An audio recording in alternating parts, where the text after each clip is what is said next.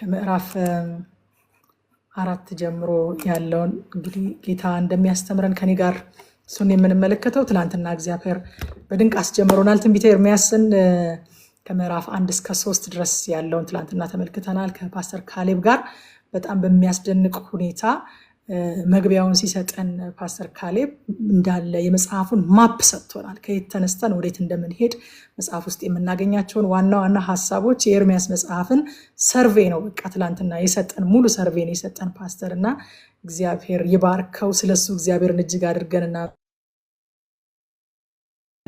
እግዚአብሔር እሱን ደግሞ በረከት አድርጎ ስጦታ አድርጎ አገልጋይ አድርጎ ለዚህ ቤት ስለሰጠ የጌታ ስም የተባረከ ይሁንና ብዙ ነገሮችን ታሪካዊ ነገሮችን በጣም ወሳኝ ነገሮችን ትላንትና ከፓስተር ጋር አይተናል። እንደው ትንሽ ነገር ብዬ በቀጥታ ወደ ምዕራፍ 4 ገባለሁኝ። እንግዲህ ኤርምያስ የካህን ልጅ ነበረ። አገልግሎት ጥሪ የደረሰው ደግሞ ገና በልጅነቱ እንደነበረ ምዕራፍ 1 ላይ እንመለከታለን።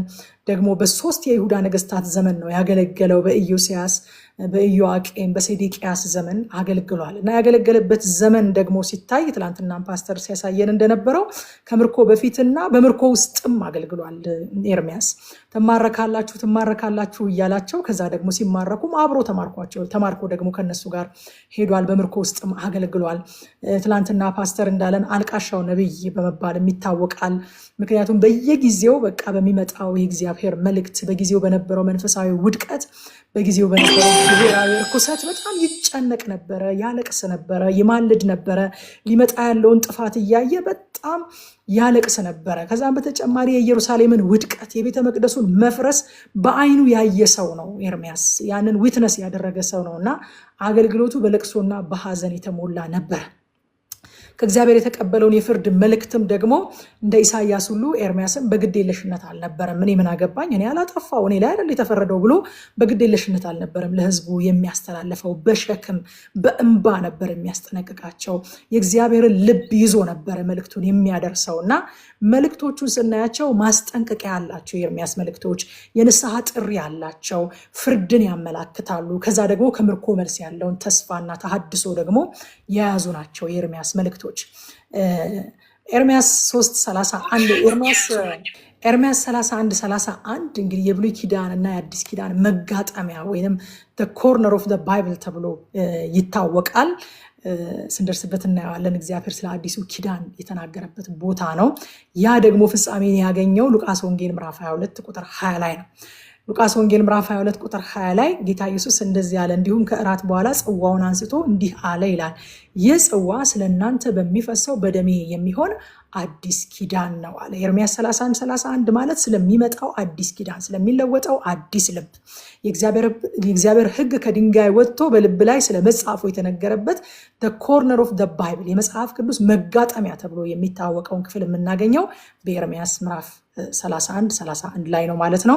በአዲስ ኪዳን ስለሚሆነው አዲስ ልብ፣ በአዲስ ኪዳን ስለሚመጣው ፍጹም የሆነ የኃጢአት ይቅርታ፣ በአዲስ ኪዳን ስለሚመጣው ስፒሪቹዋል ትራንስፎርሜሽን፣ ስለ ክርስቶስ መንግስት የሚያመለክት በጣም አስደናቂ መጽሐፍ ነው።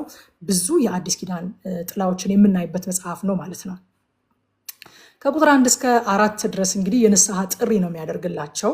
ምዕራፍ 4 ላይ ስንመጣ ከ1 እስከ 4 የንስሐ ጥሪ ነው የሚያደርግላቸው። ቢመለሱ የሚያገኙትን በረከትና ባይመለሱ የሚመጣባቸውን መዓት እየነገራቸው ነው የሚያስጠነቅቃቸው።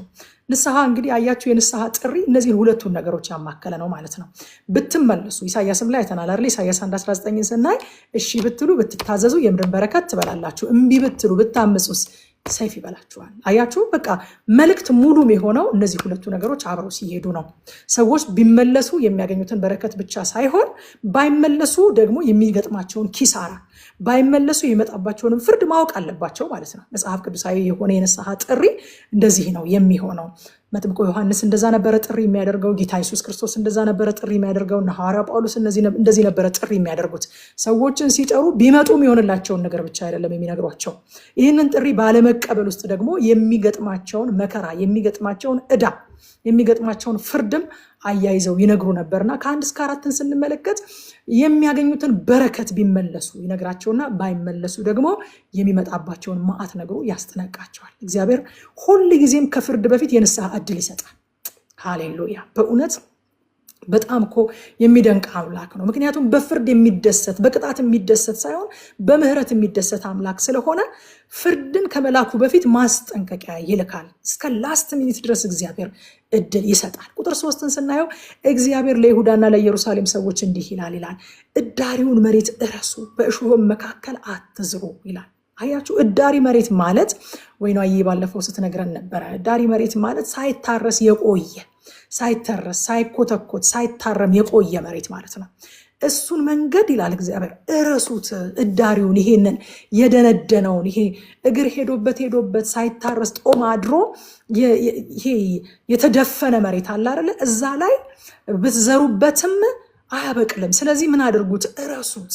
መታረስ አለበት፣ መዘጋጀት አለበት። እንደገና ደግሞ በእሾህ ላይም መዝራት የለባችሁም ብሎ ይነግራቸዋል። አያችሁ፣ እዳሪ መሬት እንዳልኳችሁ ሳይታረስ ሳይኮተኮት ሳይታረም የቆየ መሬት ነው። የምን ምሳሌ ነው? የደነደነ ልብ ምሳሌ ነው። የደነደነ ልብ ምሳሌ ነው። ዘር ከመዘራቱ በፊት እዳሪ መሬት መዘጋጀት አለበት።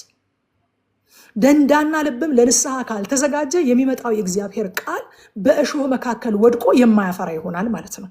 ልባችሁን አዘጋጁ ማለት ነው። እዳሪውን መሬት እረሱት። ዘር ከመምጣቱ በፊት ዘሩ እንዳያፈራ የሚያደርገው ልባችሁ ሳይታረስ ሳይኮተኮት ሳይታረም ረጅም ጊዜ ቆይቷል፣ ደንድኗል ልባችሁ። ስለዚህ አሁን የሚመጣው የእግዚአብሔር ቃል እናንተ ጋር ቢደርስም አያፈራም። ወፎች ለቅመው ይወስዱታል፣ ወይም ደግሞ በእሾህ መካከል ስለሆነ የሚወድቀው ታንቆ ይቀራል። ጌታ ኢየሱስ ክርስቶስ ስለ ዘሪው ምሳሌ በተናገረበት ቦታ እንደተናገረው ማለት ነው። ባልተዘጋጀ ልብ ላይ የሚመጣ የእግዚአብሔር ቃል አያፈራም። ከኤርሚያስ ዘንድ በኤርሚያስ በኩል የሚመጣው የእግዚአብሔር ቃል እንዲያፈራ ምን መሆን አለበት? ልባቸው መታረስ አለበት፣ መዘጋጀት አለበት። ለመቀበል የተዘጋጀ ልብ መሆን አለበት። ስለዚህ ልባችሁን አዘጋጁ ነው የሚላቸው እግዚአብሔር። እዚህ ቦታ ላይ የሚናገረው ስለ መሬት ግድ ብሎት ሳይሆን ለቃሉ የተዘጋጀ ልብ እንዲኖራቸው። ጌታ ስሙ ይባረክ። የእግዚአብሔር ቃል በቤተ ክርስቲያን ሲነገር፣ የእግዚአብሔር ቃል በእንደዚህ አይነት ፕሮግራሞች ላይ ሲነገር፣ የእግዚአብሔር ቃል በተለያየ ስፍራ ሲነበብ ወዳጆቼ ቃሉ አንድ አይነት ነው። ቃሉ የታመነ ነው። ቃሉ ምርጥ ዘር ነው። ፌል የሚያደርግ ዘር አይደለም። የሚያፈራ ነው። 30፣ 60፣ 100 የሚያፈራ ነው። ገበሬውም ታታሪ ነው።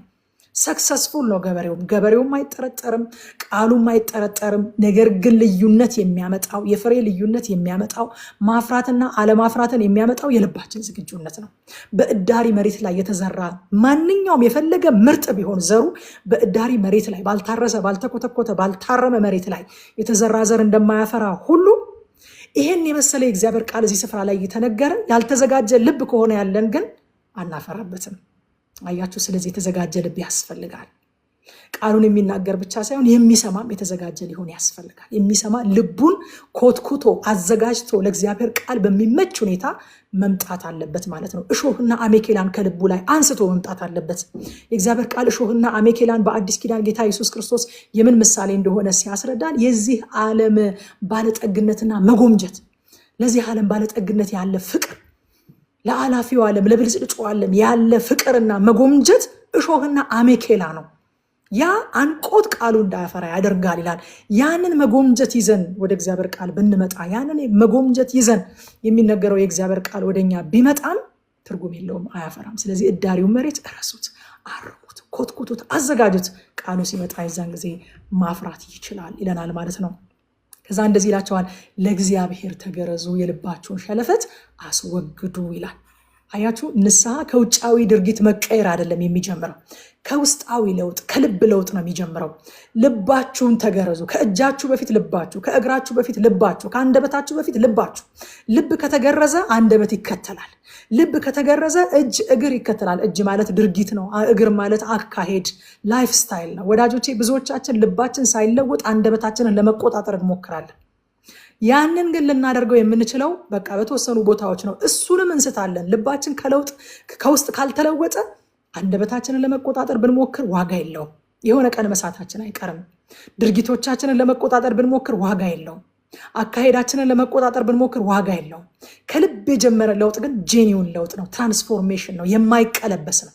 ስለዚህ ልባችሁ ይገረዝ፣ የልባችሁን ሸለፈት አስወግዱ ይላቸዋል ሐዋርያ ጳውሎስ በሮሜ ምዕራፍ 2 ቁጥር 29 ላይ እንደዚህ ያለ፣ ዳሩ ግን በስውር አይሁዳዊ የሆነ አይሁዳዊ ነው፣ መገረዝም በመንፈስ የሚደረግ የልብ መገረዝ ነው እንጂ በመጽሐፍ አይደለም፣ የእርሱ ምስጋና ከእግዚአብሔር እንጂ ከሰው አይደለም ይላል።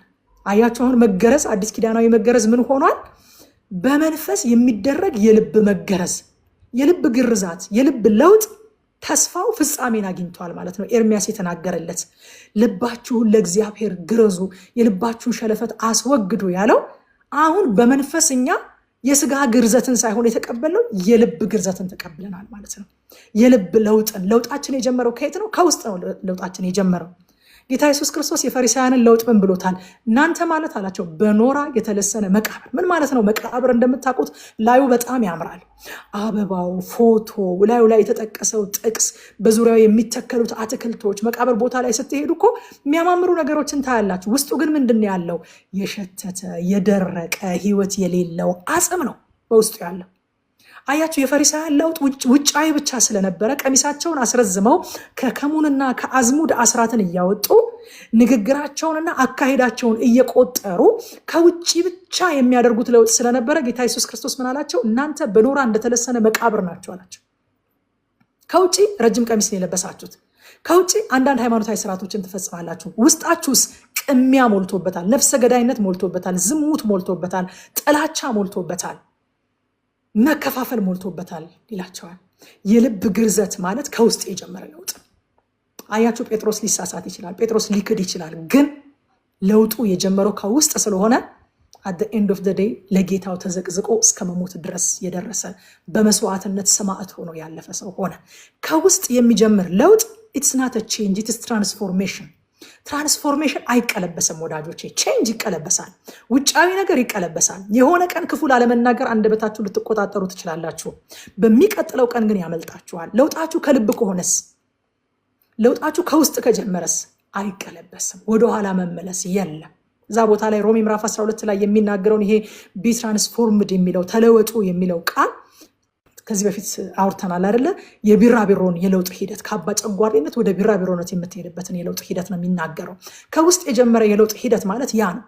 ቢራቢሮ ተመልሳ አባ ጨጓሬ እንደማትሆን ሁሉ ልቡ የተገረዘ ሰው፣ ከውስጥ የጀመረ ሰው፣ ከመንፈሱ የጀመረ ሰው ወደኋላ መመለስ አይችልም። ለውጡ ሊቀለበስ አይችልም። ተመልሳ አባ ጨጓሬ እንደማትሆን ሁሉ እኛም ተመልሰን ያንን የድሮውን ልንሆን አንችልም።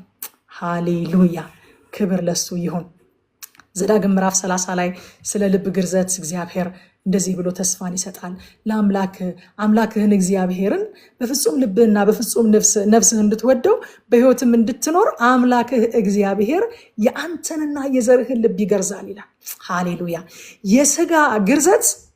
የስጋ ግርዘት ሙሉ ለሙሉ እግዚአብሔር አምላካቸውን በፍጹም ልብና በፍጹም ነፍስ እንዲወዱት በሕይወትም እንዲኖሩ ሊያደርጋቸው እንዳልቻለ በዚህ ክፍል እናያለን።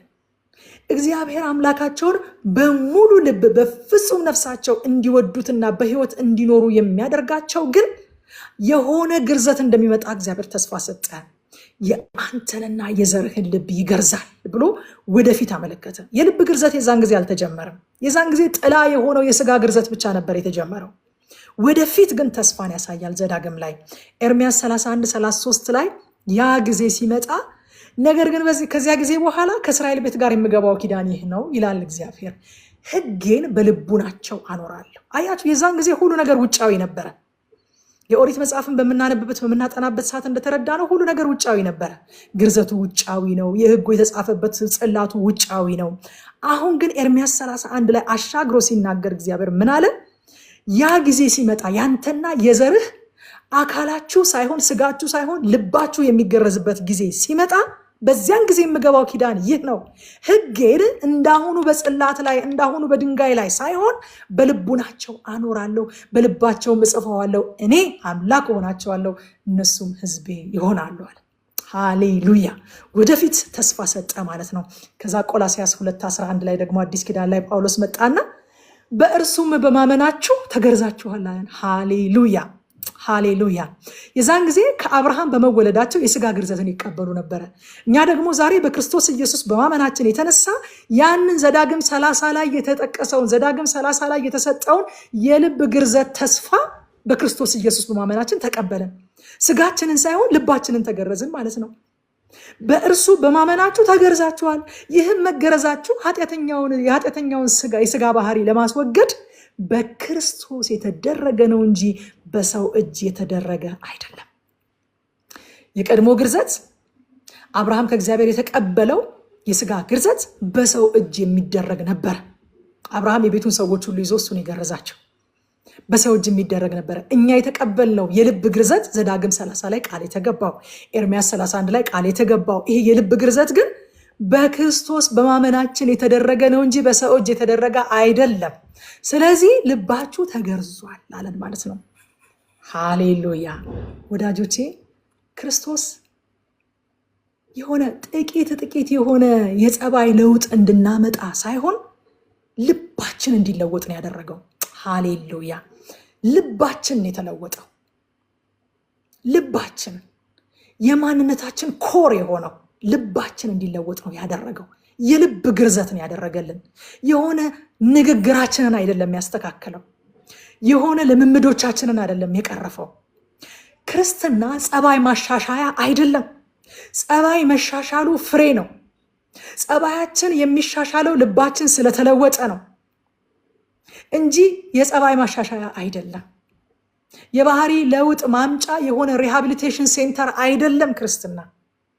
ልብ የሚለወጥበት፣ ልብ የሚገረዝበት፣ በሰው እጅ ያልሆነ በክርስቶስ በማመን የሆነ የልብ ግርዘት፣ የልብ ለውጥ፣ ስፒሪቹዋል ትራንስፎርሜሽን የሚሆንበት ህይወት ነው ክርስትና። በዛ ከቁጥር 5 እስከ 18 ያለውን ክፍል ስንመለከት ፍርድ እየመጣ ነው፣ መለከት ንፉ ይላል ኤርምያስ። ፍርድ እየመጣ ነው። ከየት? ከሰሜን። ሰሜን ማለት ባቢሎን ማለት ነው። ጥፋት እየመጣባችሁ ነው፣ ከባቢሎን ጥፋት እየመጣባችሁ ነው ይላል። ፍርድ እንደ አንበሳ እየመጣባችሁ ነው፣ እንደሚጠብስ ደረቅ ንፋስ፣ እንደ ደመናና እንደ አውሎ ንፋስ እየመጣባችሁ ነው፣ መለከት ንፉ ይላል እግዚአብሔር። ከዛ ቁጥር 18 ላይ መጨረሻው ላይ እንደዚህ ይላል፣ መንገድሽና ስራሽ ይህንን አድርጎብሻል፣ ይህ ክፋትሽ መራር ነው፣ ወደ ልብሽም ደርሷል ብሎ ፍርድ ለምን እንደመጣባቸው ይነግራቸዋል። ፍርድ እየመጣ ነው። ከየት? ከሰሜን።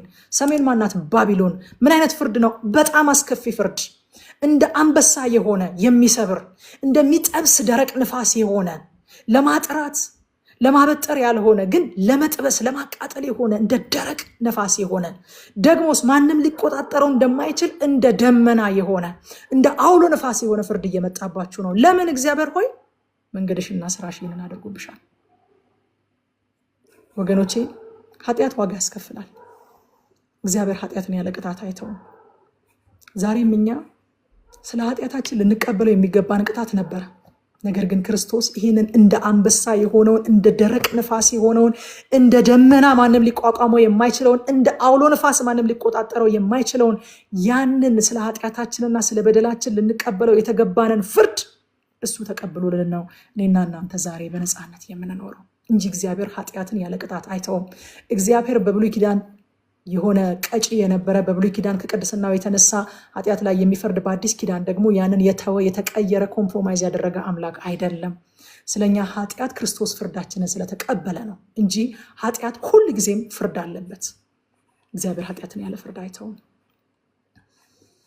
ሮሜ ምዕራፍ 5 ቁጥር 9 ላይ እንደዚህ ይላል፣ አሁን በደሙ ከጸደቅን ይልቁንማ በእርሱ በኩል ከእግዚአብሔር ቁጣ እንዴት አንድንም። ሃሌሉያ። ከእግዚአብሔር ቁጣ የዳን ነው ኃጢአት ስለሌለብን አይደለም። ከእግዚአብሔር ቁጣ የዳን ነው እግዚአብሔር ኃጢአትን መቅጣት ስላቆመ አይደለም። እግዚአብሔር ስለተለወጠ አይደለም። ከእግዚአብሔር ቁጣ የዳን ነው በእርሱ ነው፣ በእርሱ ሰላም ስለሆነ። ሃሌሉያ። ይልቁንም በእርሱ በኩል ከእግዚአብሔር ቁጣ እንዴት አንድንም በደሙ ከጸደቅን። ሃሌሉያ። አንደኛ ተሰሎንቄ ምዕራፍ 1 ቁጥር 10 ደግሞ እንዲህ ይላል፣ ደግሞም ከሙታን ያስነሳውንና ከሰማይ የሚመጣውን ልጁን ከሚመጣውም ቁጣ የሚያድነንን ኢየሱስን እንዴት እንደምትጠባበቁ ይናገራሉ። ሃሌሉያ ሃሌሉያ። ኢየሱስ ክርስቶስ ከምን አድኖናል? ከሚመጣው ቁጣ። ወገኖቼ በኃጢአት ላይ የሚገለጥ የሚመጣ ቁጣ አለ።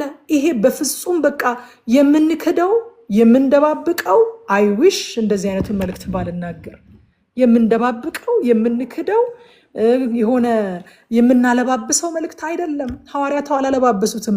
የሚመጣ ቁጣ አለ፣ የሚገለጥ በኃጢአት ላይ የሚገለጥ ቁጣ አለ። ግንስ ከሚመጣው ቁጣ የሚያድነን ደግሞ ኢየሱስ የሚባል ጌታ፣ ኢየሱስ የሚባል አዳኝ ተቀብለናል። ሃሌሉያ።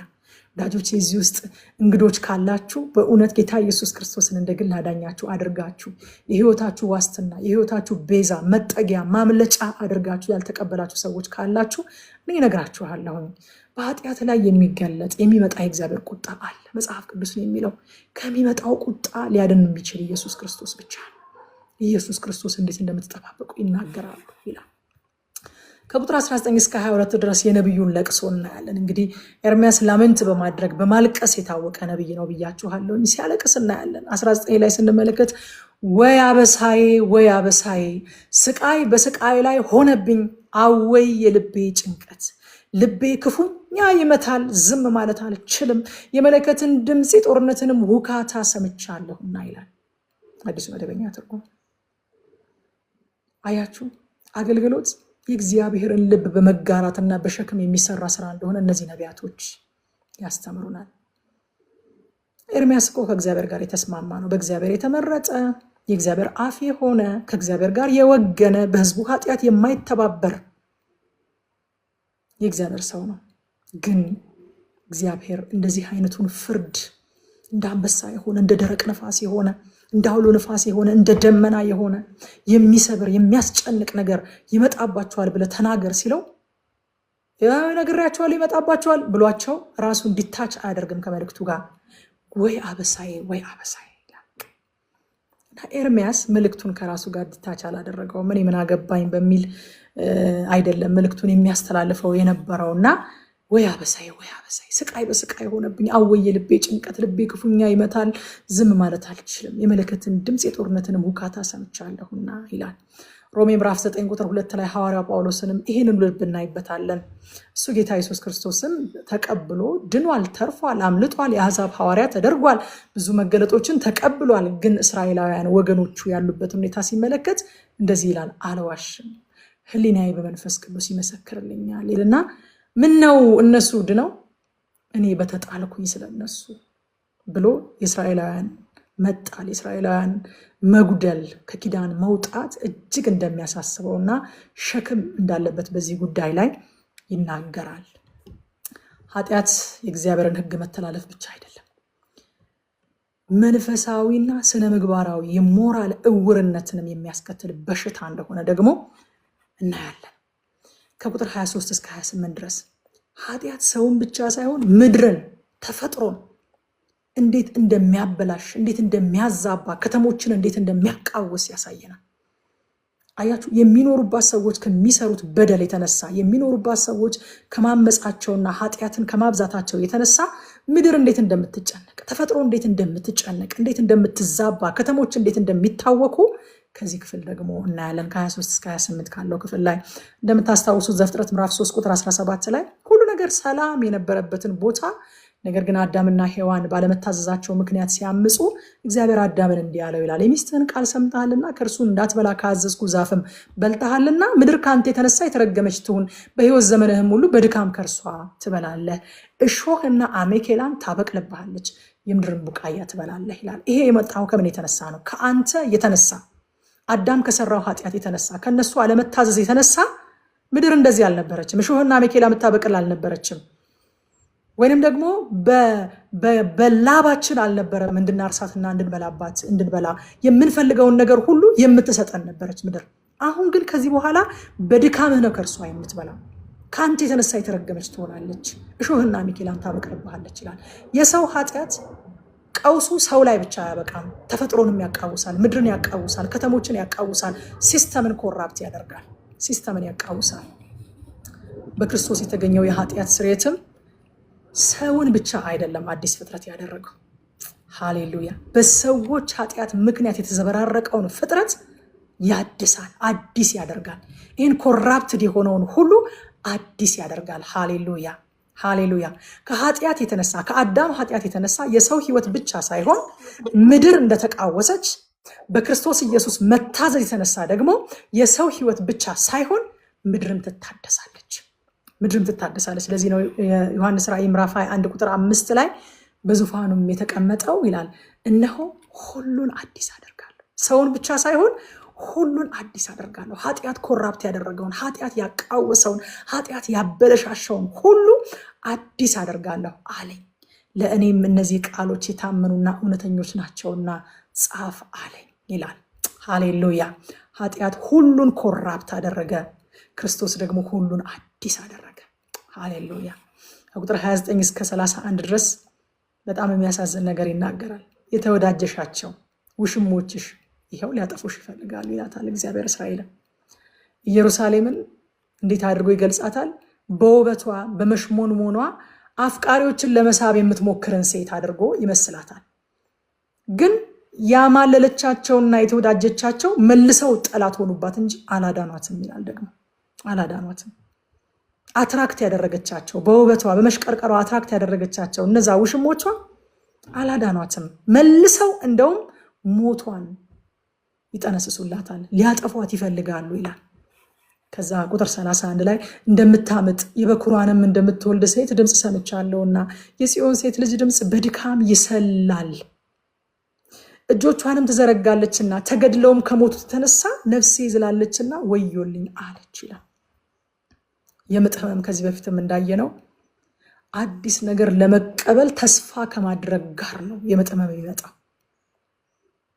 አዲስ ነገር ለማግኘት አዲስ ነገር ለመቀበል ተስፋ ከማድረግ ጋር ዮሐንስ ወንጌል ምዕራፍ 16 ከ21 እስከ 22 ድረስ ጌታ እንደዚህ አለ። ሴት በምትወልድበት ጊዜ ወራቷ ስለደረሰ ታዝናለች። ለምን እንደምታዝነው? ምጥ ያማል ብላ ታዝናለች።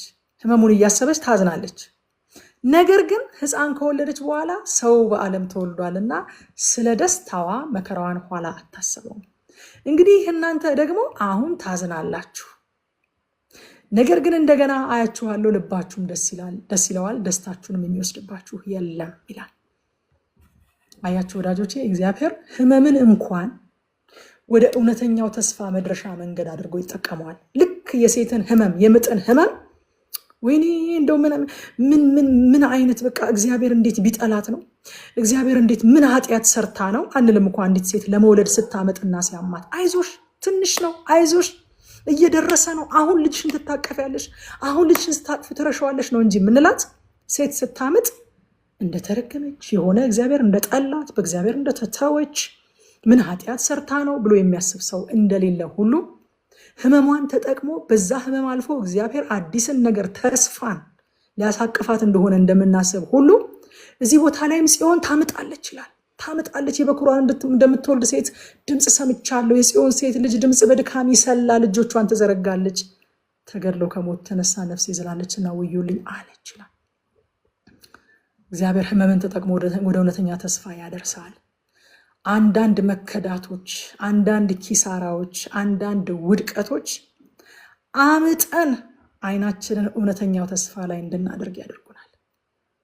በቃ ከሐሰተኛ ተስፋ ላይ አይኖቻችንን እንድናነሳ በውበቷ በመሽቀርቀሯ የሳበቻቸው እነዛ የአሕዛብ መንግስታት መልሰው ሊያጠፏት እንደሆነ ስታይ አማጠች። አሁን እውነተኛውን ተስፋ ፈልጋ አማጠች። አንዳንድ መከዳቶች እውነተኛውን ተስፋ ፈልገን እንድናመጥ ያደርጉናል። ተስፋ ያደረግንባቸው ሸርተት ሲሉ የተማመንባቸው ያደርሱናል፣ ያሻግሩናል፣ ይደግፉናል ያልናቸው ሸርተት ሲሉብን እግዚአብሔር ያንን አጋጣሚ አምጠን እውነተኛውን ነገር እንድንወልድበት፣ አምጠን እውነተኛ ተስፋ የሆነውን እሱን እንድንይዝበት አድርጎ ይለውጠዋል። ምን እንማር ከዚህ ምዕራፍ? የመጀመሪያው እዳሪውን መሬት ደንዳናውን ልባችንን ለቃሉ እናዘጋጅ። ወዳጆች ልባችንን እንደደነደና እንምጣ። ጌታ ሆይ ልቤ ይታረስልህ እንበለው። መንፈስ ቅዱስ ልብን ያርሳል ወገኖች፣ ልብን ያዘጋጃል፣ ለቃሉ ያዘጋጃል። እሱ በጣም ብርቱ ገበሬ ነው። በእውነት ያርሳል፣ ልባችንን ያዘጋጃል። አረሙን ንቀለው ከልቤ ላይ፣ እሾሁን ንቀለው ከልቤ ላይ፣ ቃልህ እንዳያበቅል ቃልህ እንዳያፈራ 30 60 100 ፍሬ እንዳይገኝብኝ የሚዘራውን ቃል አንቆ የሚይዘውን ዘልቆ ወደ ልቤ እንዳይገባ የሚያደርገውን እዳሪውን ልቤን እረሰው፣ አዘጋጀው በሉት። መንፈስ ቅዱስ ልብን ያዘጋጃል መንፈስ ቅዱስ። ሁለተኛ ልባችን ይገረዝ። ሊያሳስበን የሚገባው የልብ ግርዘት ምን ማለት ነው? በአይምሯችን መታደስ እንለወጥ። ሮሜ ምዕራፍ 12 ቁጥር 2 ላይ እንደሚናገር በአእምሮአችን መታደስ እንለወጥ ወዳጆች። ትኩረታችን ሊሆን የሚገባው የአእምሮ መታደስ ላይ ነው። በአእምሮአችን መታደስ ድርጊታችን ይለወጣል። ሶስተኛ እግዚአብሔር በሚያዝንበት ነገር ልክ እንደ ኤርሚያስ የሚያዝን ልብ ይኖረን። ምንድነው የሚያሳዝነን ወዳጆች? ምንድነው ትክዝ የሚያደርገን ነገር? ምንድነው ትክዝ የሚያደርገን? የግል ጥቅማችን መነካቱ? የማንን ሐዘን ነው ስናዘን የምንውለው? የስሜታችንን፣ የስጋችንን፣ የጊዜያዊ ነገራችንን፣ የጥቅማችንን ወይንስ የእግዚአብሔርን ሐዘን? የእግዚአብሔርን ሐዘን የምናዝን ሰዎችን ነው። ኤርሚያስ የሚያዝነው የራሱን ሐዘን አልነበረም፣ የእግዚአብሔርን ሐዘን ነው። እግዚአብሔር በሚያዝንበት ነገር ያዝናል፣ እግዚአብሔር በሚተክዝበት ነገር ይተክዛል። የእግዚአብሔርን ልብ ነበር ኤርሚያስ ሪፍሌክት የሚያደርገው። የእግዚአብሔር ሐዘን የሚያሳዝነን ሰዎች እንሆን። ጌታ ኢየሱስ ክርስቶስ በተራራው ስብከት እንደተናገረው የሚያዝኑ ብፁዓን ናቸው አለ። እንዴ በጌታ ደስ ይበላችሁ አይደለም እንዴ የተባለው? ደግሞም እንዴት ነው የሚያዝኑ ብፁዓን ናቸው የሚባለው? የሚያዝኑ ብፁዓን ናቸው። በምን የሚያዝኑ? እግዚአብሔር በሚያዝንበት ነገር የሚያዝኑ፣ ድሃው ሲጨቆን የሚያዝኑ፣ ፍትህ ሲዛባ የሚያዝኑ፣ እርኩሰት ሲበዛ የሚያዝኑ፣ የእግዚአብሔር ስም ሲሰደብ የሚያዝኑ፣ ወንጌል ሲሸቀጥ የሚያዝኑ፣ የቤተ ክርስቲያን መልክ ሲጠለሽ የሚያዝኑ፣ የእግዚአብሔር መንግስት ላይ ጉዳት ሲደርስ የሚያዝኑ፣ እግዚአብሔር በሚያዝንበት ነገር የሚያዝኑ እነሱ ብፁዓን ናቸው። ብፁዓን ናቸው። እንደ ኤርሚያስ እግዚአብሔር በሚያዝንበት ነገር እንዘን። አራተኛ አዲስ ፍጥረት ሆነናል። እግዚአብሔር አዲስ አድርጎናል። ስለዚህ እንደዚያው እንኑር። አንድ አስተማሪ ነበረን፣ እንደዚህ ይለናል፣ if you are a new creation so be it ይለናል። አዲስ ፍጥረት ነኝ ትላላችሁ አይደለ? ሁኑት፣ አሳዩኝ ይለናል። አዲስ ፍጥረት ነን። ስለዚህ እንደዛው እንኖር፣ እንደዛው እንመላለስ። ወደ ምዕራፍ 5 ልለፍ ሰዓቴ እንድጠቀም። ትንቢተ ኤርምያስ ምዕራፍ 5 በጣም የሚያሳዝን ነገር ነው። ፓስተር ካሌብም ሲነካካልን ነበር ይሄንን ክፍል። ቅን ሰው ተፈልጎ የታጣበት ቦታ፣ ቅን ሰው እግዚአብሔር ፈልጎ አጣ። ቁጥር 1 በኢየሩሳሌም መንገድ እየተመላለሳችሁ ሩጡ ይላል። ተመልከቱም እወቁም፣ በአደባባዩም ፈልጉ፣ ፍርድንም የሚያደርገውን እውነትንም የሚሻውን ሰው ታገኙ እንደሆነ ይቅር እላታለሁ። አይገርምም? አንድ ሰው ካገኛችሁ እኔ ይቅር እላታለሁ። እስኪ ፈልጉ፣ እስኪ ሩጡ፣ እስኪ ተመላለሱ፣ እስኪ እወቁ፣ እስኪ ተመልከቱ፣ ፈልጉ። ምን እንፈልግ? ፍርድ የሚያደርግ እውነትን የሚሻ አንድ ሰው ካገኛችሁ እኔ ኢየሩሳሌምን ይቅር እላታለሁ ይላል። ሮሜ ላይ እንደዚህ ያለ ሐዋርያው ጳውሎስ እንዲህ ተብሎ እንደተጻፈ ጻድቅ የለም አንድስ እንኳ። እውነትን የሚሻ በቅንነት የሚሄድ የእግዚአብሔርን ምሕረት ለምድር ሁሉ የሚያመጣ አንድ ሰው ግን ተገኘ። ሃሌሉያ! ኢየሱስ ክርስቶስ ይባላል። እሱ አንድ ሰው ፈልጎ አለ እግዚአብሔር። አንድ ሰው ከተገኘ እምራት አለሁኝ አለ። አንድ ሰው። ሐዋርያው ጳውሎስ ደግሞ መጣና አንድም ሰው አልተገኘም አለ። አንድም ሰው አልተገኘ። ጻድቅ የለም አንድስ እንኳን። እውነትን የሚሻ በቅንነት የሚሄድ አንድም አልተገኘም። ከዛ ሁላችን ቆዝመን፣ ሁላችን ተስፋ ቆርጠን ምንም አልተገኘም፣ እግዚአብሔርም አይምረንም ብለን ተቀምጠን እያለን ጌታ ኢየሱስ ክርስቶስ መጣልን እና ልክ ሲጠመቅ እግዚአብሔር ሲያየው ያ አንድ ሰው ተገኘ አለ። በእርሱ ደስ የሚለኝ የምወደው ልጄ ይህ ነው፣ እርሱን ስሙት አለ። ሃሌሉያ! ከዛ በፊት ምን ብሎ ነበር? አንድም የምደሰትበት፣ አንድም በቅንነት የሚሄድ፣ አንድም እውነትን የሚፈልግ፣ አንድም እኔን ለምህረት የሚያነሳሳ ሰው የለም አለ። የለም። ተመለከተ ከሰማይ። ሩጡ፣ ሂዱ፣ ፈልጉ፣ አንድም የለም። ጻድቅ የለም አንድስ እንኳ። አንድ ጻድቅ ግን ተገኘ፣ እግዚአብሔርን ደስ ያሰኘ፣ ለምድር ሁሉ ምህረትን ያመጣ የናዝሬቱ ጌታ ኢየሱስ ክርስቶስ ይባላል። ሃሌሉያ! ስሙ የተባረከ ይሁን። ስሙ የተባረከ ይሁን። ልክ ዳዊት እነዛ ፍልስጤማውያን እስራኤልን ባስጨነቁ ጊዜ ጎልያድ ህዝቡን እንደዛ ኢንቲሚዴት ባደረገ ጊዜ ተገኝቶ የእስራኤልን ሀፍረት እንዳስወገደ ጻድቅ የለም አንድስ እንኳ፣ የእግዚአብሔርን ምሕረት ወደ ምድር የሚያመጣ ማንም የለም በተባለበት ባፈርንበት፣ አንገታችንን በደፋንበት ደግሞ ክርስቶስ ተገኘልንና ሀፍረታችንን አንከባለለልን። ሃሌሉያ! ልክ ዳዊት የእስራኤልን ሀፍረት እንዳንከባለለ፣ የእስራኤልን ስድብ እንዳስወገደ፣ የጎልያድን ዛቻ ከነሱ ላይ እንዳነሳ ኢየሱስ ክርስቶስን ተገኘልንና ስድባችንን፣ ሀፍረታችንን ከላያችን አነሳና የእግዚአብሔርን ምሕረት አመጣልን። ስሙ ይባረክ። ከቁጥር 2 እስከ 6 ተግሳጽን አልሰሙም ይላል። አይገርምም?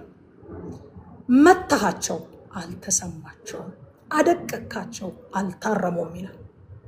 ዋው! ለካ እግዚአብሔር እንዲሰማቸው ይፈልግ ነበር። እንዲታረሙ ፈልጎ ነው የሚቀጣቸው እንጂ ጀስት ፓኒሽመንት አልነበረም።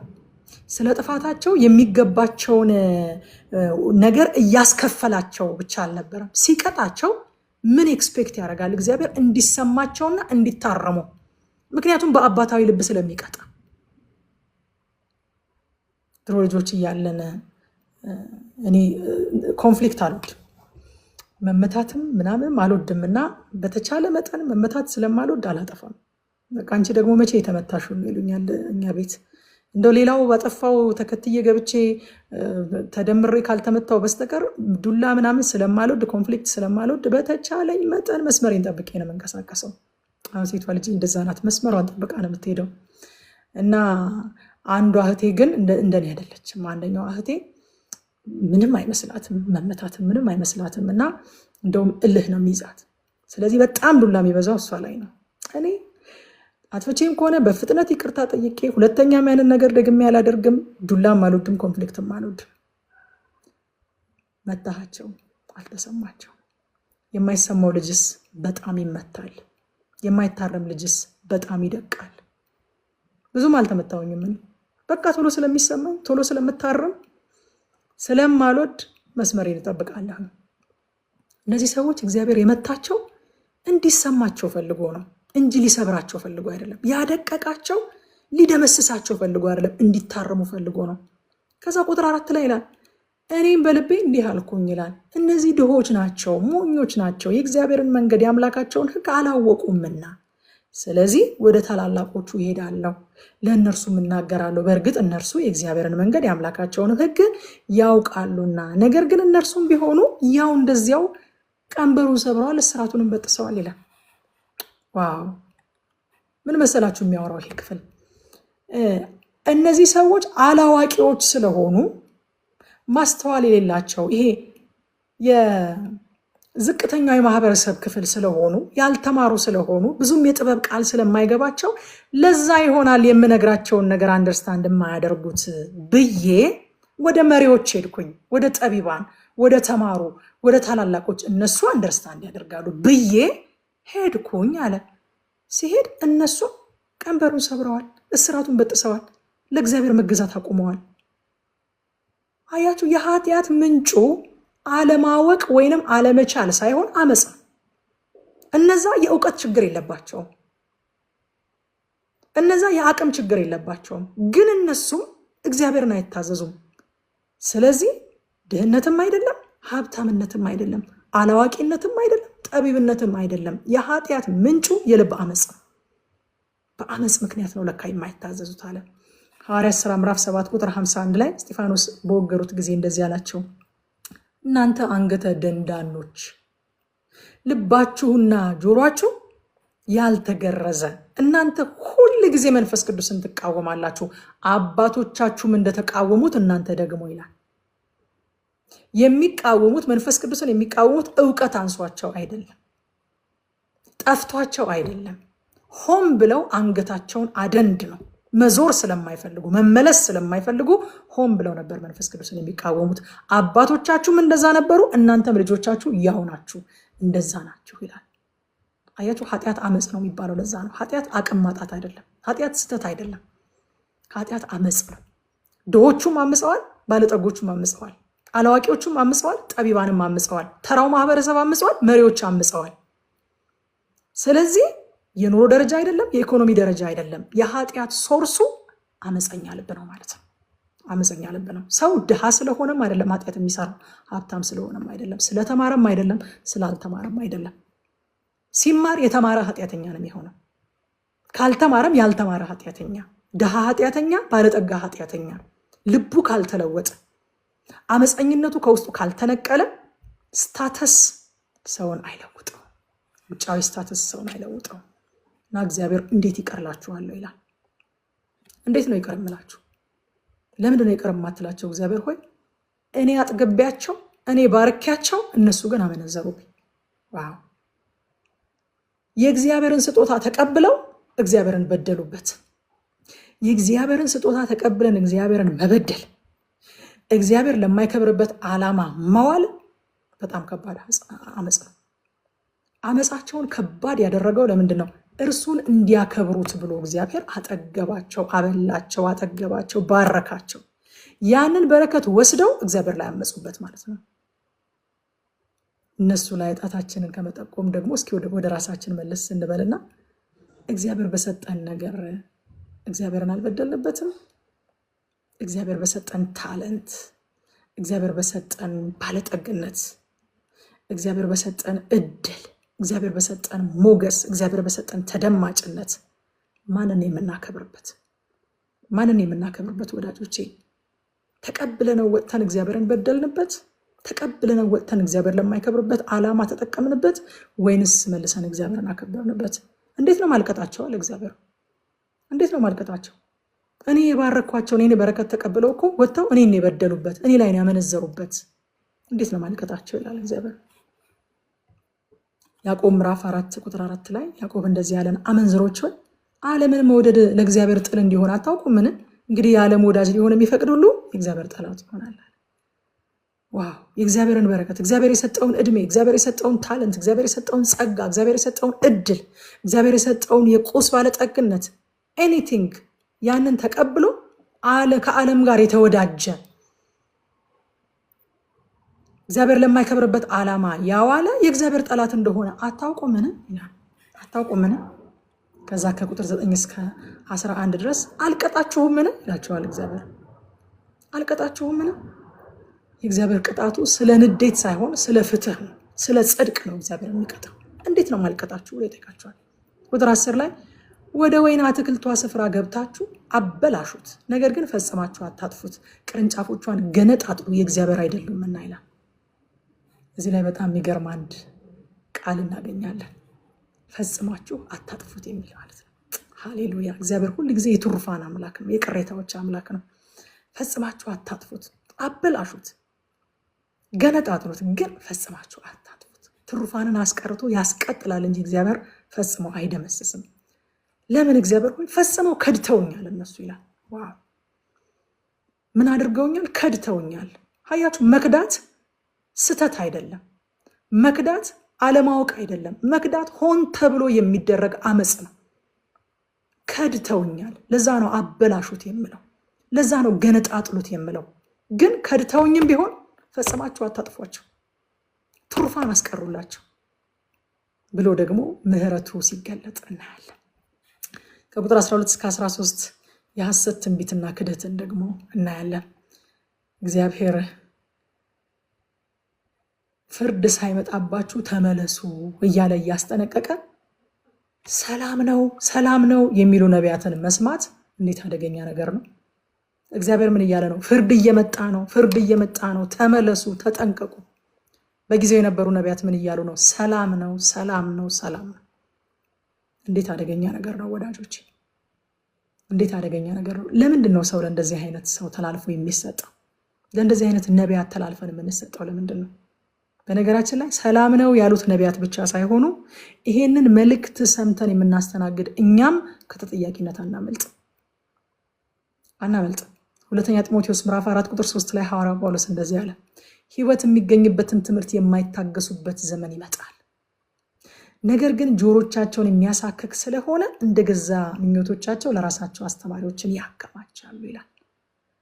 አሃ እግዚአብሔር ፍርድ እየመጣ ነው፣ ተጠንቀቁ፣ ተመለሱ እያለ ሰላም ነው ሰላም ነው ለሚሉ ነቢያቶችና አስተማሪዎች ተላልፈን የምንሰጠው ለካ ሕይወት የሚገኝበትን ትምህርት የማንታገስ ሰዎች ስንሆን፣ ሕይወት ለሚገኝበት ትምህርት ትዕግስት ከሌለን ወደንም ጠላንም ለእንደዚህ አይነት ነቢያቶችና ለእንደዚህ አይነት አስተማሪዎች ተላልፈን እንሰጣለን። የማይታገሱ ስለሆኑ ይላል፣ ጆሮአቸውን የሚያሳክክ ስለሆነ እንደገዛ ምኞታቸው ለራሳቸው አስተማሪዎችን ያከማቻሉ። ጆሮ መኮርኮር እኮ ደስ ይላል አይደለ? ይመስጣል፣ የሆነ ደስ የሚል ነገር አለው፣ ግን ጥቅም አለው? እንደውም ሲበዛ ጉዳት ነው የሚያመጣው። በቃ አንዳንዶቻችን የምንፈልገው ትምህርት ልክ እንደዛ ነው፣ ልክ እንደ ጆሮ መኮርኮር። በቃ ስንሰማው ደስ ይለናል፣ የሚጠቅመን ነገር ግን የለም። ጆሮ በመኮርኮር የታነጸ ሰው አለ እዚህ መካከል? ጆሮ በመኮርኮር ይታደጋል? ማደግ ይቻላል? ጆሮ በመኮርኮር መፈወስ ይቻላል? የሆነ ጊዜያዊ ደስታ ግን ማግኘት ይቻላል። እና ጆሮን እንደ መኮርኮር ያለ ደስታ፣ ምንም ዘላቂ ያልሆነ ደስታ፣ መጨረሻው ህመም የሆነ ደስታ፣ የማይጠቅም ደስታ፣ እንደዛ ያለ ትምህርት የሚወዱ ሰዎች ለእንደዚህ አይነት ነቢያትና አስተማሪዎች ተላልፈው ይሰጣሉ። የምንፈልገውን የሚነግሩንን ሳይሆን ወገኖቼ እግዚአብሔር የሚለውን የሚነግሩንን እንከተል። እኛ የምንፈልገውን ሳይሆን እሱ የሚፈልገውን የሚነግሩንን እንከተል። ኤርሚያስ እግዚአብሔር የሚለውን ነው የሚነግራቸው። ሌሎች ነቢያቶች ደግሞ እነሱ መስማት የሚፈልጉትን ነበር የሚነግሯቸው። እንደምንም ወገባቸውን አስረው እንደምንም ጥርሳቸውን ነክሰው እግዚአብሔር የሚፈልገውን በመስማት ፈንታ ኤርሚያስን መስማት አይወዱም። እነዚህን ነቢያቶች ሰላም ነው የሚሏቸውን ግን መስማት ይወዱ ነበር። ከሐሰተኛ ማጽናናት እውነተኛ ተግሳጽ ነፍስን ይታደጋል።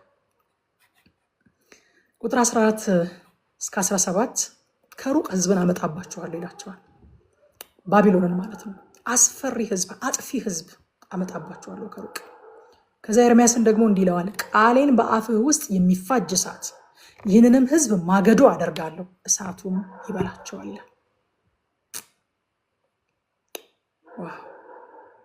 ነፍስን የሚመልሰው፣ ነፍስን የሚያድሰው፣ ከጥፋት ወደ በረከት የሚያመጣው የእግዚአብሔር ቃል በተደጋጋሚ ሲገፋ የፍርድ እሳት ሆኖ ይገለጣል። ኤርሚያስ እኮ መጀመሪያ እንደ እሳት ሊሆንባቸው፣ ሊበላቸው፣ ሊፈጃቸው አልነበረም የተናገራቸው ሊመልሳቸው፣ ብትመለሱ አይደል ቅድም ስንጀምር ብለናል እኮ ብትመለሱ በረከት ይሆንላችኋል ብሎ ሊመልሳቸው። ይህንን የሚመልሰውን ቃል ግን ሲገፉት፣ ሪጀክት ባደረጉት ቁጥር በመጨረሻ ምን ሆኖ ይመጣባቸዋል? እሳት ሆኖ ፍርድ ሆኖ ይመጣባቸዋል። እንዲመለሱ ነገርካቸው፣ አልሰሙህም አይደለ አለ እግዚአብሔር። አዎ አሁን ከዚህ በኋላ ይህንን ቃሌን በአፍህ ውስጥ የሚፋጅ እሳት አደርገዋለሁ፣ እነሱን ደግሞ ማገዶ አደርጋቸዋለሁ ይላል። ማገዶ አደርጋቸዋለሁ። ከዛ እነሱ እግዚአብሔር አምላካችን ለምን ይሄን አደረገብን ብለው ይጠይቃሉ። ምክንያቱም ትላቸዋለህ አለው፣ እንግዶች አማልክትን ስለተከተላችሁ እንግዶች ይበዘብዟችኋል። እናንተንም የዘራችሁትን ነው መልሳችሁ የምታጭዱት። ንጉሳችሁን ንቃችሁ፣ አምላካችሁን ንቃችሁ፣ እንግዶች አማልክትን እንደተከተላችሁ እንግዳ ንጉስ፣ እንግዳ ህዝብ መጥቶ ደግሞ እናንተን ይበዘብዛችኋል፣ ይገዛችኋል። ለምን ከተባለ አማልክት ያላቸውን ነው የሚሰጡት። ለደጉ ንጉስ፣ ለመልካሙ ጌታ፣ ለእግዚአብሔር በተገዛችሁበት ዘመን ማርና ወተት የምታፈሰዋን ምድር ሰጥቷችሁ ነበረ። ከጠላቶቻችሁ ጠብቋችሁ ነበረ። ተትረፍረፋችሁ ነበረ። ያልሰራችሁትን ቤት፣ ያልተከላችሁትን ዛፍ፣ እርሾችን፣ ከብቶችን አትረፍርፎ አኑሯችሁ ነበረ። አሁን ደግሞ ሌሎች አማልክትን ተከተላችሁ አይደለ? አማልክት ያላቸውን ነው የሚሰጡት። እነዛ ደግሞ ያላቸው ምንድን ነው? ጥፋት ነው፣ ሞት ነው፣ ስደት ነው፣ ግዞት ነው፣ መከራ ነው፣ ባርነት ነው። አምላክ ስትለውጡ ያ አምላክ ያለውን ነገር ነው የሚሰጣችሁ። እንግዳ አምላክ አምልካችኋልና እንግዳ ንጉስ መጥቶ ይገዛችኋል። እንግዳ ህዝብ መጥቶ ይበዘብዛችኋል። የዘራችሁትን የምታጭዱት። እግዚአብሔርን ስታመልኩ በእግዚአብሔር ዘንድ ያለውን ነገር ሁሉ አግኝታችኋል። የባቢሎንን አማልክት ስትከተሉ ደግሞ ባቢሎን ያለው መዓት ሁሉ ያገኛችኋል ይላቸዋል። ቁጥር 20 እስከ 25 የፍጥረታትን ሁሉ ፈጣሪና ተቆጣጣሪ ንቃችሁ ትታችሁታል ይላል እግዚአብሔር። ማዕበልና ሞገድ፣ የፊተኛውና የኋለኛው ዝናብ እኮ ይታዘዙልኛል፣ ህዝቤ ግን አምጾብኛል። ታውቃላችሁ አትላንቲክ ውቅያኖስ እግዚአብሔር ላይ አያምጽበትም። ለትዕቢተኛው ማዕበልሽ ገደብ ይሆንልሽ ብዬ አሸዋን ሳስቀምጥላት ከዛ አታልፍም ይላል። ባህር ትእዛዜን ሰምታ ማዕበልሽ ከዚህ አይለፍ ስላልኳት አታልፍም ይላል እግዚአብሔር። ፍጥረት ይታዘዝልኛል እኮ፣ ሞገድ ይታዘዝልኛል። ሞገድ ለኢየሱስ ሲታዘዝለት እኮ አይተናል። ይሁዳ ግን ሪቤል አደረገበት፣ አመፀበት።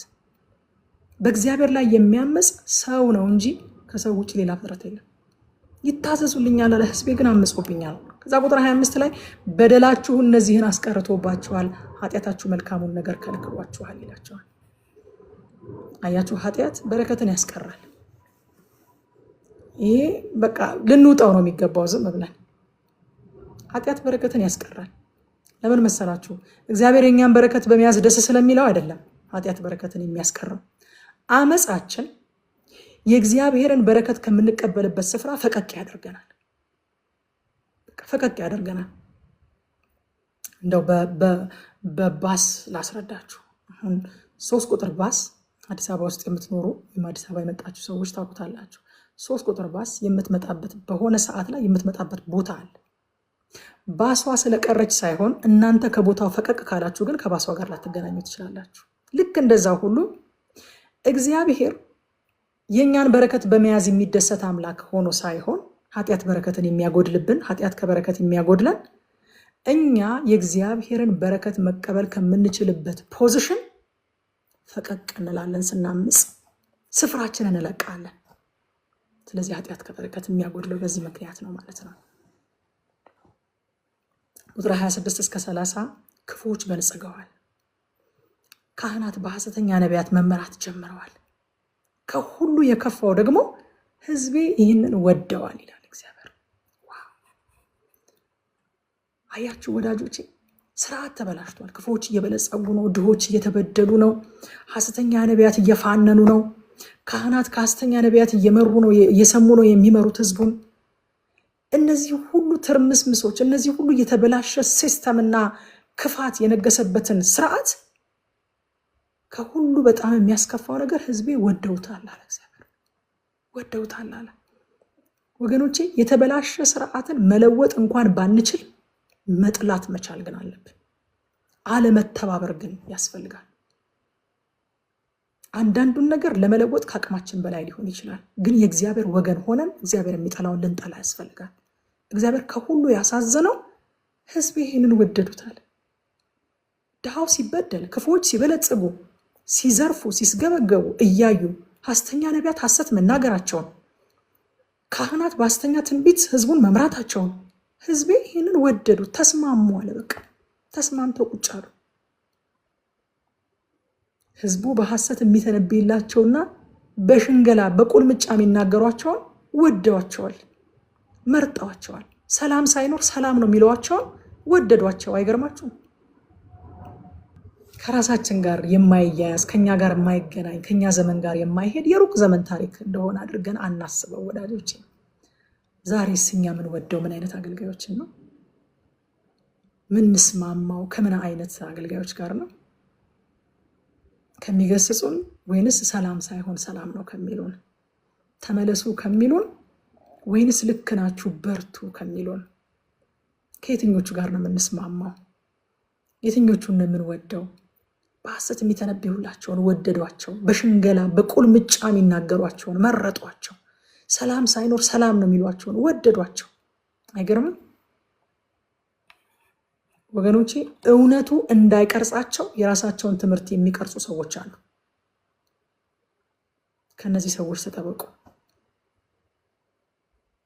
የእግዚአብሔር እውነት ህይወታቸውን እንዳይቀርጸው ያሉበት ቅርጽ ለስጋቸው ስለተመቻቸው ያሉበትን ሁኔታ ጀስቲፋይ ለማድረግ የራሳቸው ትምህርት የሚቀርጹ ሰዎች አሉ። እነዚህ ሰዎች አይገስጿችሁ። እነዚህ ሰዎች ተመለሱ አይሏችሁም። እነዚህ ሰዎች አያስጠነቅቋችሁም። አንድም ቀን ጠንካራ ምግብ አይሰጧችሁም። ሁል ጊዜ ያንቆለጳጵሷችኋል። ሁል ጊዜ ያባብሏችኋል። ሁል ጊዜ መልካም ነገር ብቻ ይነግሯችኋል። ሰላም ሳይኖር ሰላም ነው ይሏችኋል። ከነዚህ ሰዎች ተጠበቁ። ህዝቤ እነዚህን ወደዷል እግዚአብሔር። በቃ አትሊስት ህዝቡ እንኳን መቀየር ቢያቅተው እንዴት አይጠላ? በቃ እግዚአብሔር ቃል እኮ ሲናገር የከበረውን ከተዋረደውን መለየት ብትችል እንደ አፌ ትሆናለህ ነው የሚለው። እግዚአብሔር የከበረ ነው ያለውን ይሄ የከበረ ነው ብትል፣ እግዚአብሔር የተዋረደው ነው ያለውን ደግሞ ብታዋርድ አንተ ነው። እኔ መጠላውን ብትጠላ፣ እኔ መወደውን ብትወድ እንደ አፌ ትሆናለህ ነው የሚለው እግዚአብሔር። ህዝቡ ግን እንደዛ አይደለም፣ ወደዷቸው ይላል። ወገኖች የምትወዷቸውን የወደዳችሁት ለምን እንደሆነ እስኪ ቆም ብላችሁ አስቡ። ለስጋችሁ ስለሚመቿችሁ፣ ጀስቲፋይ ስለሚያደርጓችሁ፣ ልክ ናችሁ ስለሚሏችሁ፣ በርቱ ስለሚሏችሁ፣ ተመለሱ ስለማይሏችሁ፣ ስለማይገስጿችሁ፣ ጠንካራ መብል ስለማይሰጧችሁ፣ ሁል ጊዜ ኬክ፣ ሁል ጊዜ ስኳር ስለሚሰጧችሁ ለዛ ይሆን የወደዳችኋቸው፣ ለዛ ይሆን የወደድናቸው።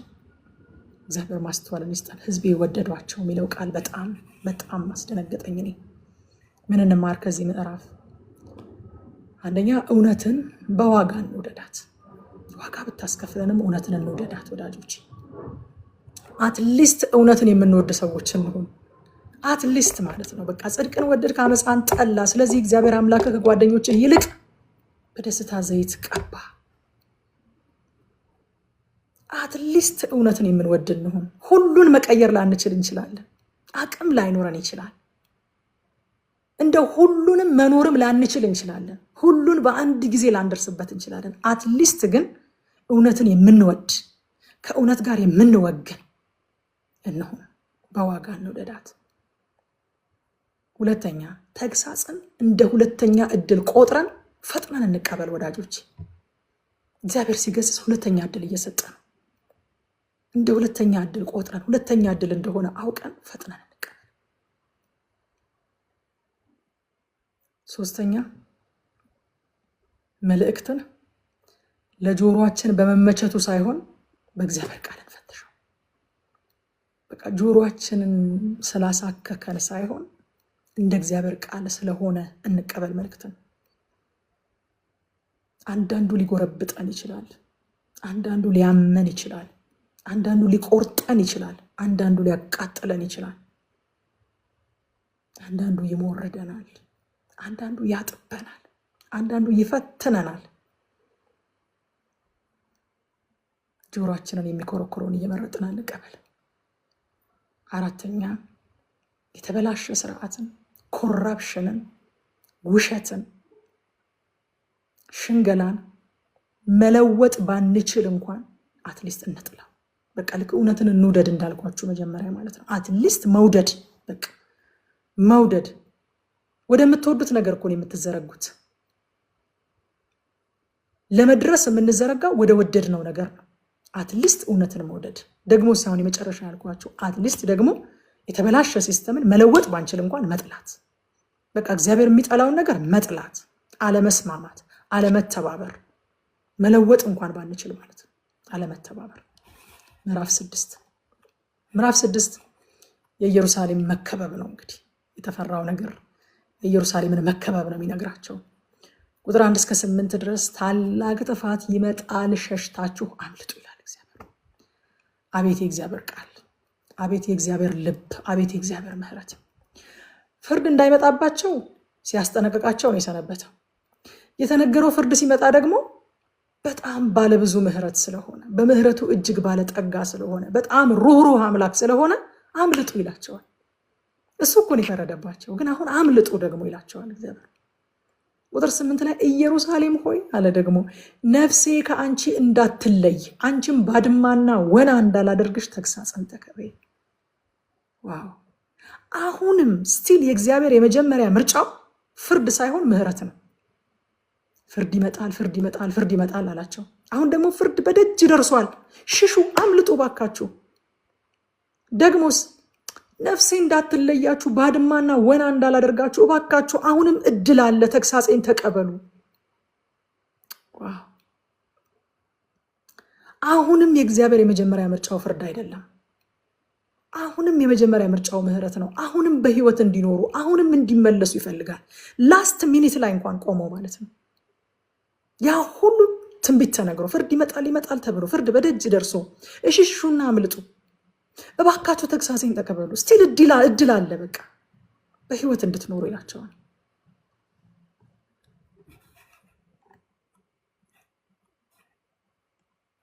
ከ9 እስከ 15 ምድሪቱ በኃጢአት ተሞልታለች፣ ከታላቅ እስከ ታናሹ፣ ከነቢያት እስከ ካህናቱ ሁሉም ለጥቅም የሚስገበገቡ አጭበርባሪዎች ሆነዋል ይላል።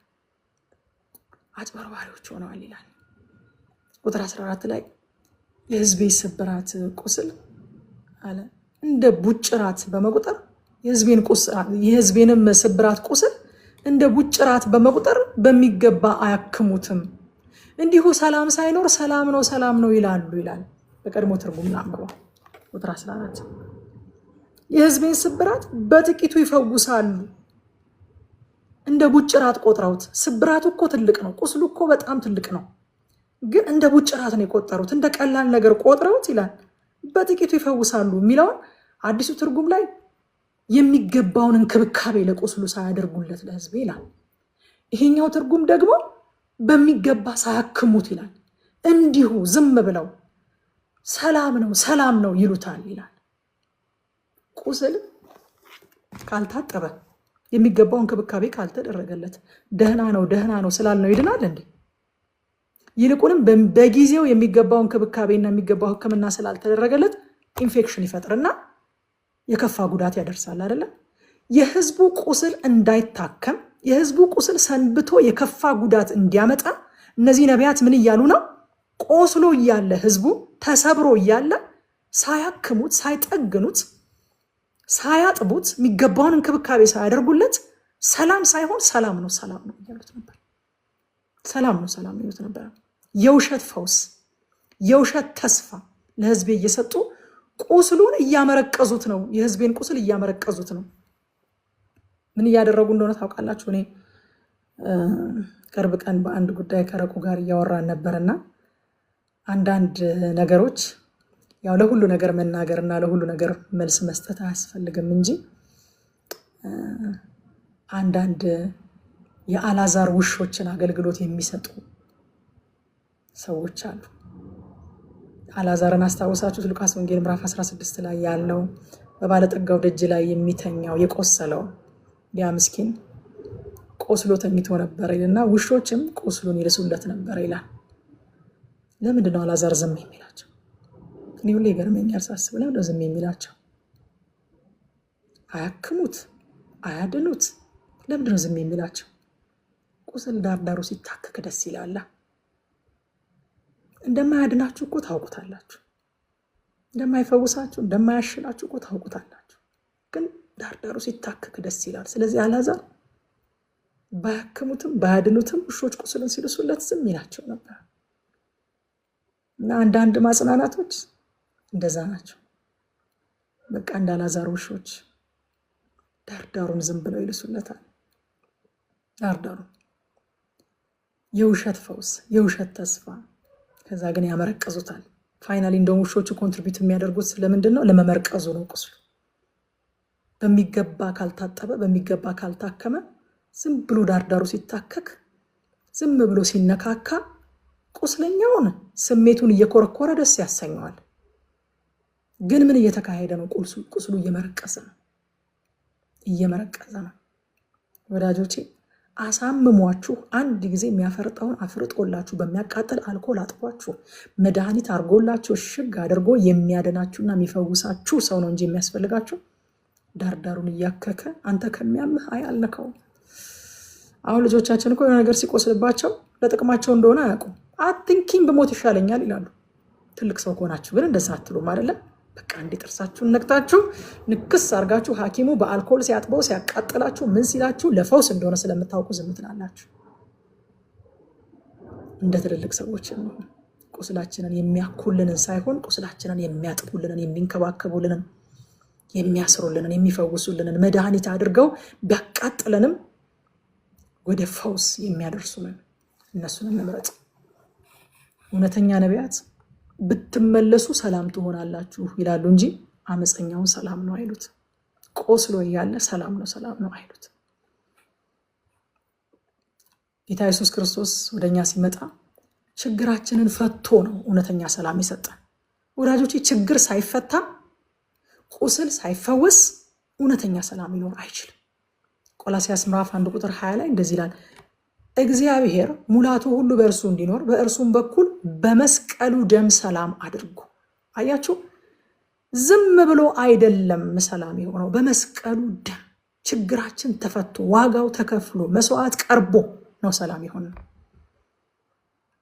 አንዳንድ ጊዜ ሰዎች ባልና ሚስት እንደዚህ ምናምን ሲጣሉ ሊያስታርቁ ይቀመጡና ችግሩን ሳይፈቱት የተፈጠረውን ነገር ጠይቀው ቁጭ ብለው ነገሩን ሶልቭ ሳያደርጉ በቃ አንተም ተው አንቺም ተው ሰው ተቻችሎ ነው የሚኖረው ብለው ባልና ሚስቱን እንደምንም አድርገው አጨባብጠው ወደ ቤታቸው ይልኳቸዋል። ከዛ በኋላ ዳዊት ተነስቶ በቆንጨራ ገደላት፣ ጠዋት ተነስታ እንደዚህ ያደረገችው ምናምን የሚሉ ዜናዎችን እንሰማለን ማለት ነው። አያችሁ፣ ችግሩ ተፈቶ ሳይሆን አለባብሰው ቢያርሱ በአረም ይመለሱ ትላለች የኔ እናት።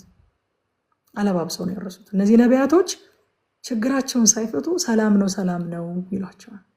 እውነተኛ ሰላም ግን ችግር ሳይፈታ አይኖርም። ጌታ ችግሩን ፈቶት ነው፣ የኃጢአትን ችግር ፈቶ ነው እውነተኛ ሰላም ነው የሰጠ።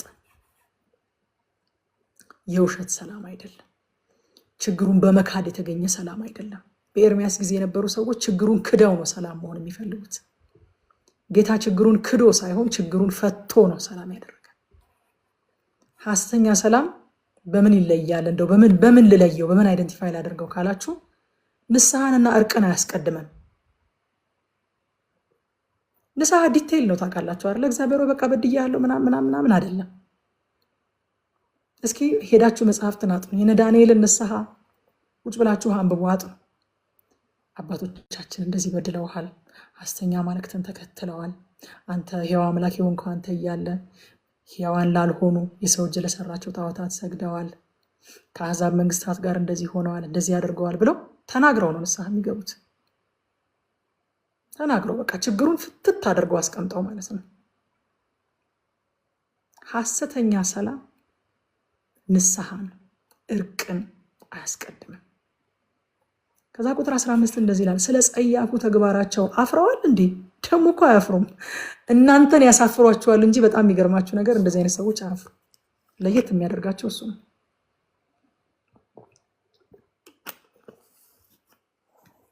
ሐሰተኛ ነቢያትና ሐሰተኛ አገልጋዮች ያለማፈር ጸጋ ያላቸው ነው ይመስላችሁ። በቃ ያለማፈር ጸጋ ያለው ሰው ነው የሚመስሉት። ስለ ጸያፉ ተግባራቸው አፍረዋል እንዴ ያለ እግዚአብሔር። አረ ጨርሶ እፍረት የላቸውም። አዲሱ መደበኛ ትርጉም ነው የሚለው እፍረት ምን እንደሆነ እንኳን አያውቁም። ስለዚህም ከሚወድቁት ጋር ይወድቃሉ፣ በምቀጣቸው ጊዜ ይዋረዳሉ ይላል እግዚአብሔር ይላል። ዋው! ሐሰተኞች መገለጫቸው እውነተኞችን ያሳፍር። ኤርሚያስን ሊያሳፍሩት ይተጉ ነበረ። ማጆሪቲ ስለሆኑ እነሱ ብዙ ስለሆኑ ህዝቡ የሚፈልገውን ነገር ስለሚናገሩ የህዝብ ድጋፍ ስላላቸው አጀብ ስላላቸው ቲፎዞ ስላላቸው ኤርሚያስን ሊያሳፍሩት ይሞክሩ ነበረ። እውነትን ስትይዙ ቲፎዞ አይኖራችሁም፣ ብቻችሁን የምትቆሙት። ስለዚህ ሐሰተኞች ሊያሳፍሯችሁ ይመጣሉ።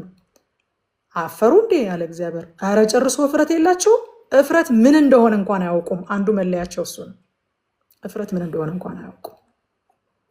ወገኖቼ አንዳንድ ሰዎች በሚናገሩበት ቦልድነስ፣ በሚናገሩበት ድፍረት የያዙት ነገር እውነት እንደሆነ እንድታምኑ ያደርጋቸዋል።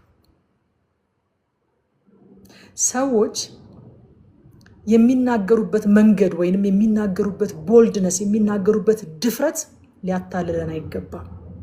ሐሰተኞች በጣም ቦልድ ናቸው። እፍረት የሚባል ነገር አያውቃቸውም። መፈተኛችን የእግዚአብሔር ቃል ነው እንጂ የእነሱ ኮንፊደንስ አይደለም ሊሆን የሚገባው። ኮንፊደንሳቸውማ አስደናቂ ነው። በስማም የዚህ ኮንፊደንስ ሩቡ ቢኖረኝ ነው የምትሉት። በቃ በእውነት ሩቡ ቢኖረኝ በእውነት ሩቡ በቃ።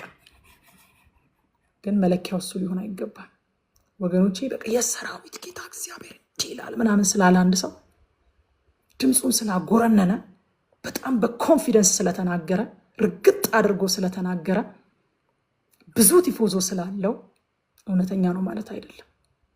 በእግዚአብሔር ቃል ነው ተፈትሾ እውነተኛ መሆኑና አለመሆኑ የሚጣራው። ቁጥር 16 እግዚአብሔር እንዲህ ይላል በመንገድ ላይ ቆሙ። this is the solution። በቃ በመንገድ ላይ ቆም ማለት ያስፈልጋል። በእውነት በቃ አንዳንድ ጊዜ በህይወት መንገድ ላይ ቆም ማለት ያስፈልጋል። የትም አይሄድም፣ ምንም ያጣድፍ ነገር የለም። እስኪ ቆም ብለን እየሄድኩበት ያለሁት መንገድ ትክክል ነው? እየተማርኩት ያለሁት ትምህርት ትክክል ነው? እያፈራው ነው? ጌታን እየመሰልኩ ነው? ወደ እግዚአብሔር እየተጠጋሁ ነው? እያደግኩ ነው? እየጠነከርኩ ነው? ቁሙ። መጀመሪያ መቆም፣ ከዛስ ተመልከቱ፣ አሰስመንት ስሩ፣ ኢቫሉዌት አድርጉ፣ ራሳችሁን ጊዜ ውሰዱ። ምንም የሚያጣድፍ ነገር የለም። በቃ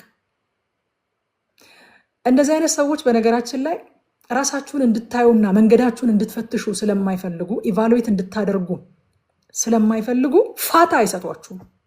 ቆም ብላችሁ ራሳችሁን የምታዩበት ፋታ አይሰጧችሁም። በቃ በጌታ ፊት ለሆን ነው ካላችኋቸው ይጨንቃቸዋል። ይጨንቃቸው። አመፅ ነው የሚሏችሁ። በቃ አመፅ ነው። እስኪ ቆም ብዬ መንገዴን ማየት ፈልጋለሁ፣ አገልግሎቴን መፈተሽ ፈልጋለሁኝ፣ ህይወቴን መመዘን ፈልጋለሁ፣ በጌታ ፊት ጊዜ መውሰድ ፈልጋለሁ ስትሉ አመፅ በቤተ ክርስቲያን ላይ ልታምጪ ነው። እንደ አመፅ ነው የሚቆጥሩት። ቁሙ፣ ተመልከቱ። ምንም የሚያጣድፍ ነገር የለም። እኔ ያሳደገኝ ፓስተር ዋንዴ ደህንነት ያስተማረኝ ሁሌ እንደዚህ ይለኛል፣ ቲጂ በቃ የእግዚአብሔር ያልሆነ ነገር አንዱም ልትለይበት የምትችው ሜተድ ልስጥሽ ይለኛል። ጥድፍ ያደርግሻል፣ ፋታ ያሳጣሻል። እግዚአብሔር አይቸኩልም ደግሞም አይዘገይም ይለኛል። ምንም የሚያጣድፍ ነገር የለም። በቃ አሁን ከኔ ጋር አብረን እያገለገልን ያሉ ወንድሞች እና እህቶች አሉ አይደል? እዚህ ውስጥ ቲጂ ቆይ እስኪ ይሄ ነገር እግዚአብሔር ስለዚህ አገልግሎት ምን እንደሚለኝ፣ በዚህ አገልግሎት እየተጠቀምኩ ነው፣ እየታነጽኩ ነው፣ እያፈራው ነው፣ እያደግኩ ነው የሚለውን ነገር ራሴን በጌታ ፊት ማየት እፈልጋለሁ ሲሉኝ ግብግብ የሚያደርገኝና እንደ አመፅ የምቆጥረው ከሆነ አሰስ እንዲያደርጉ አልፈልግም ማለት ነው። አያችሁ፣ ቁሙ፣ ተመልከቱ። ከዛስ የቀደመችውን መንገድ ጠይቁ። መልካሚቱ መንገድ ወዴት እንደሆነች ወቁ። በእርሷም ላይ ሂዱ፣ ለነፍሳችሁ ረፍት ታገኛላችሁ። እነርሱ ግን አንሄድባትም አለ። የቀደመችው መንገድ እሷን ደግሞ እስኪ የጥንቷ መንገድ። አቤት እኔ ሰዓት እንደው አይበቃኝ።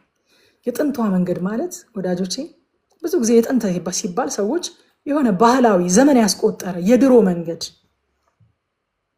የሆነ ባህላዊና መሰል አስተሳሰቦችን ማለት እንደሆነ የሚቆጥሩ ሰዎች አሉ። እንደዛ አይደለም። የጥንቷ መንገድ ማለት ዘላለማዊ የሆነች ጊዜ የማይሽራት የእግዚአብሔር እውነት ያለባት፣ የእግዚአብሔር ጽድቅ ያለባት፣ የእግዚአብሔር ኪዳን ያለባት ያችን መንገድ ጠይቁና ሂዱባት።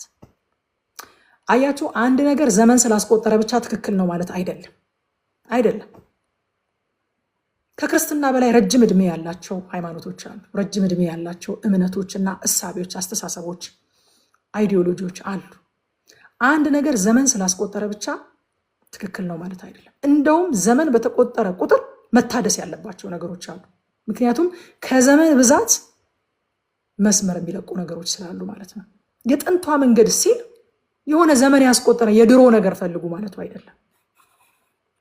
ጊዜ የማይሽራትን ዘላለማዊ የሆነችውን የእግዚአብሔር ጽድቅ ያለባትን፣ የእግዚአብሔር እውነት ያለባትን፣ የእግዚአብሔር ኪዳን ያለባትን እሷን የጥንቷን መንገድ። ምን አይነት መንገድ ናት? እግዚአብሔር ዓለም ሳይፈጠር ያዘጋጀው የቀደመው መልካም የሆነው መንገድ ኢየሱስ ክርስቶስ ይባላል። ሃሌሉያ! እርሱን አግኙ፣ በእርሱ ላይ ሂዱ፣ ከዛስ ለነፍሳችሁ እረፍት ታገኛላችሁ። እነሱ ግን አንሰማም አሉ። አያችሁ፣ የህዝቡ ችግር የመገለጥ ሳይሆን የመታዘዝ ነው። መታዘዝን የቸገረው ህዝቡ፣ መገለጥ አይደለም።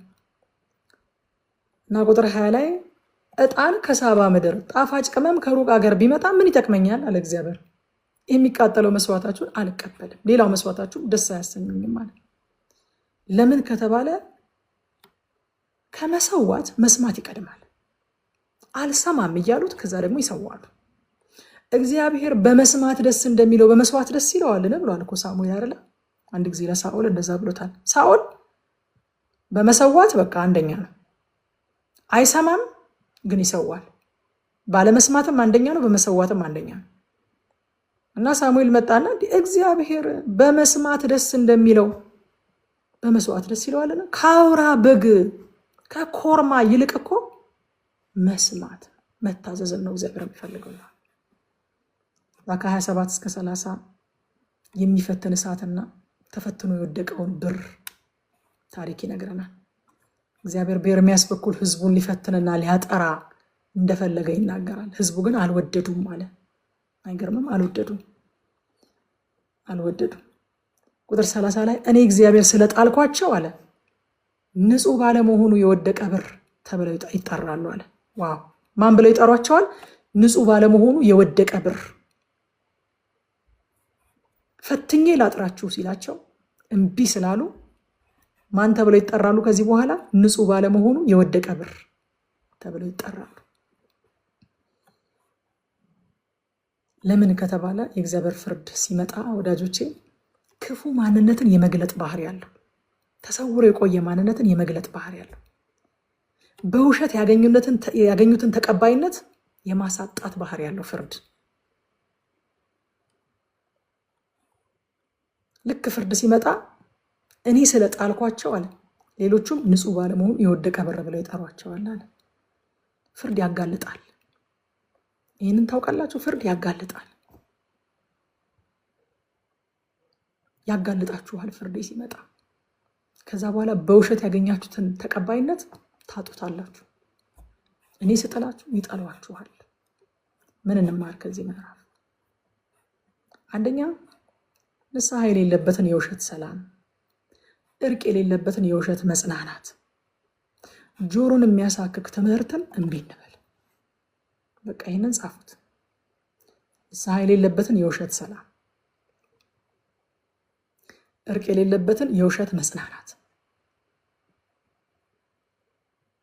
ጆሮን የሚያሳክክ ትምህርትን እምቢ እንበል። እምቢ እንበል። ምንም ታምቡር ይቀደዳል እንጂ ጆሮን ማከክ ብቻውን ሰውን ሊያንጸውም ሊያሳድገውም ሊተክለውም ፍሬያማ ሊያደርገውም ሊያቀናውም ሊገስጸውም አይችልም። ሁለተኛ ጥንታዊው መንገድ በክርስቶስ እንሂድ።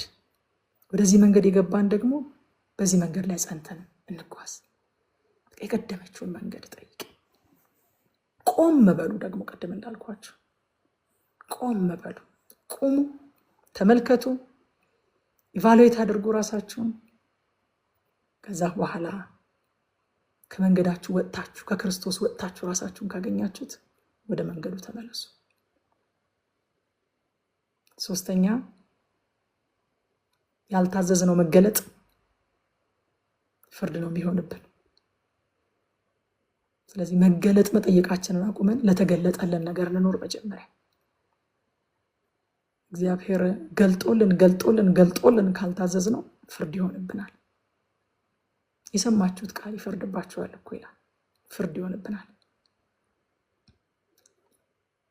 አራተኛ ለሚያጠራው እሳት እሺ እንበል ወዳጆች። ለሚያጠራው እሳት እምቢ ካልን እንደ እስራኤላውያን ማን ተብለን እንጠራለን? ንጹህ ባለመሆኑ የወደቀ ብር ተብለን እንጠራለን። ስለዚህ ለሚያጠራው እሳት እሺ እንበል። ካልሆነ ግን እግዚአብሔር የጣለውን ሰውም ይጥለዋል። ሰው ያላግባብ የጣለው ከሆነ እግዚአብሔር በጊዜው ያነሳዋል። ግን እግዚአብሔር ከጣለን የሚያነሳን ሰው የለም። እግዚአብሔር እንዳይጥለን ደግሞ ለሚያጠራው እሳት እሺ እንበል። ሶስተኛ የማንታዘዘው መገለጥ ቢመጣም ፍርድ ስለሚሆንብን ለተገለጠልን ነገር እንኖር ነው ያልኩት። ሶስተኛውን እየጠየቁ ያሉ ሰዎች አሉ። ያልታዘዝነው መገለጥ ቢመጣም ፍርድ ነው የሚሆንብን። ስለዚህ ሌላ መገለጥ ከመጠየቃችን በፊት ለተገለጠልን እውነት እንኖር፣ ለተገለጠልን እውነት እንታዘዝ። ሁለተኛውንም ድገሙ። ጥንታዊው መንገድ በክርስቶስ እንሂድ። ቆም ብለን እንመልከት። ራሳችንን ኢቫሉዌት እናድርግ። መንገዳችንን እንፈትሽ። ከመንገዱ ፈቀቅ ብለን ከሆነ እንመለስ። መንገዱ ክርስቶስ ነው። አንዳንዴ በሰው መንገድ ገብተን ሊሆን ይችላል። መንገዳችንን ለቀን ሊሆን ይችላል። ስለዚህ እንቁም፣ እንመልከት፣ እንጠይቅ፣ ራሳችንን ኢቫሉዌት እናድርግ፣ ወደ መንገዳችን እንመለስ።